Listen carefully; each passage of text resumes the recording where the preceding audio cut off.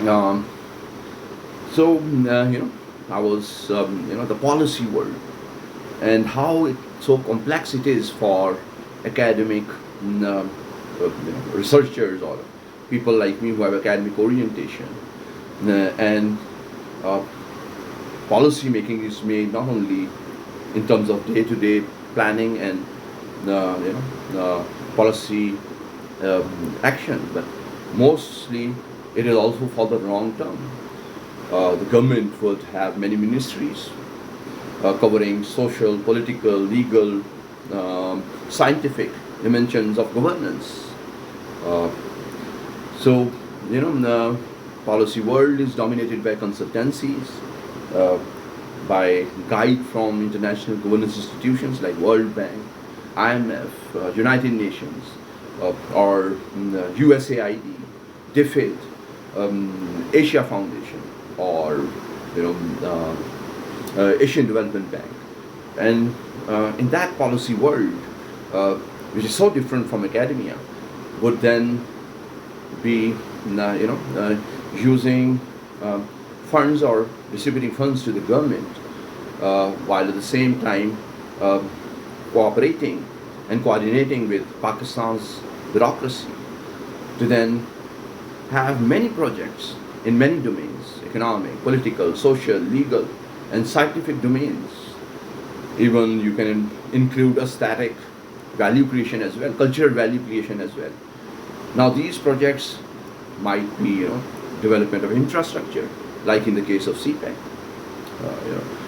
or it could be, you know, uh, trying to understand local culture to then develop new theory or better understanding of how poverty could be reduced through international trade and through value creation that represents uh, value chains or supply chains, international supply chains.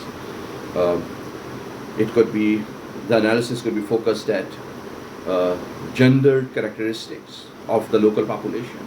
It could be about larger cultural practices and behaviors.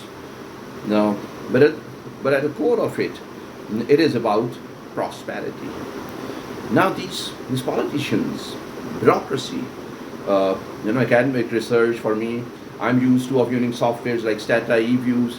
I will develop a non-linear mathematical model, transform into an empirical model, and then estimate it through these statistical softwares, and then would say, okay, this variable is more important, this is that's whatever. At the same time, I will have data limitations. Most of the data is available at macro level, while at the same time, policy world works with micro data, and then it will transfer the understanding into what you can say, which is for the need of a macro data analysis.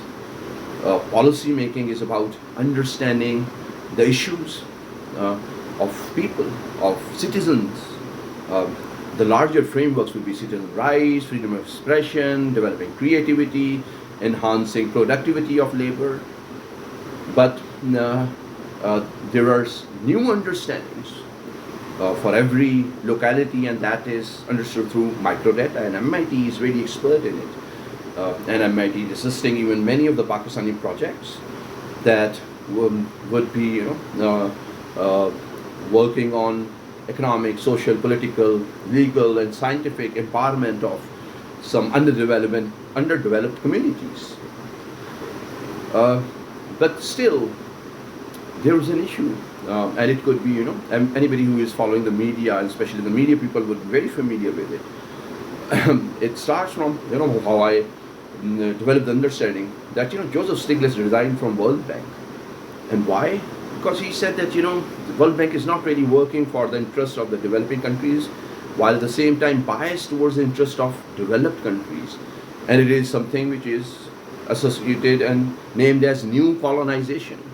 The developing world is still being exploited, while at the same time I have this opinion that there must be asymmetric information. There must be some frameworks we don't understand. But then Dani Rodrik would tell a different story. I read an article in Economist many years ago, decades ago, to develop this understanding that Dani Rodrik would say that, Dani Rodrik is invited every year, from his he's a professor at Harvard University, one of the best economists, uh, He's a president of American Economic Association, one of the most renowned and respected economists. Of course, that is Donny Roderick, and specialized in the issues of developing countries. With a strong perspective of political economy, would then every year deliver lectures to the World Bank at their head office in Washington D.C. But then the issue would come out that policies, international governance strategies, and prescriptions are the same as they were decades ago. Yes, earlier it was about achieving macroeconomic stability, and then definitely fiscal discipline and higher economic growth rate. Now it is, after poverty reduction strategies, it is about inclusive economic growth rate, which says that any policy that is socially viable for poor communities could then lead to higher economic growth, would then allow you to understand complex governance mechanisms in each sovereign nation, and Pakistan is one of them. But still, projects indicate one of the most authentic publication. We have Nobel Prizes in economics. The professors who have won the Nobel Prize in economics would often write in Project Syndicate, while at the same time global leaders would write at Project Syndicate. Would also have an article a few years ago that there is a clear mismatch and there is not a clear understanding between within World Bank or within international institutions of governance like World Bank, IMF, or Asian Development Bank, that country offices would implement and coordinate and cooperate with the government in a manner that would not have a good understanding of what the researchers, one of the best researchers of the world, one of the best economists of the world, would then within IMF, World Bank, or Asian Development would be writing about. The issues they are highlighting, they are not really followed. New publications will come out of World Bank, IMF, and Asian Development Bank. There are so many other international stakeholders. Would not really improve as such. It seems to be, the article suggested that it will improve in better policy making outcomes. Policy making would yet still be at the helm, or would still be dependent on politicians, bureaucracy, security apparatus, or then larger public, or non-governmental organizations and think tanks within a nation state, which is a sovereign state. So there's a lot of criticism locally within the media as well, especially with local media with better leadership, local leadership, which is in local languages, would then of course tell a story that it seems to be there is a new colonization is an effective story to then tell something to the public about international institutions of governance. It seems to be that they are promoting elitism. They don't understand the indigenous dynamics of the country and the locality, while at the same time they are spending billions of dollars. And it seems to be that a lot of change has happened.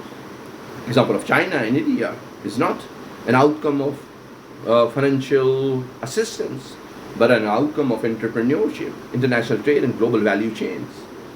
But at the same time, it would be, of course, literacy rate, healthy population, citizen rights, democracy. But China is a little bit different, And significant poverty reduction has happened, so it is a story still of getting higher and higher economic growth rates, GDP growth rates, to then converge to the incomes of the developed world.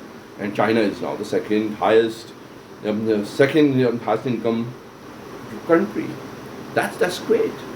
But so even Donny Roderick would then with his such a remarkable research writings and his lectures and his understanding of economics, especially development economics, would also be puzzled about this, that why this academic thinking, this high quality research thinking, which adds new knowledge to the world of policy through economics, through arguments in social sciences based on even sociology or international politics, would then not really improve governance, and the results would be same. Most of the developing countries, that have followed strategies recommended by international institutional governance would not achieve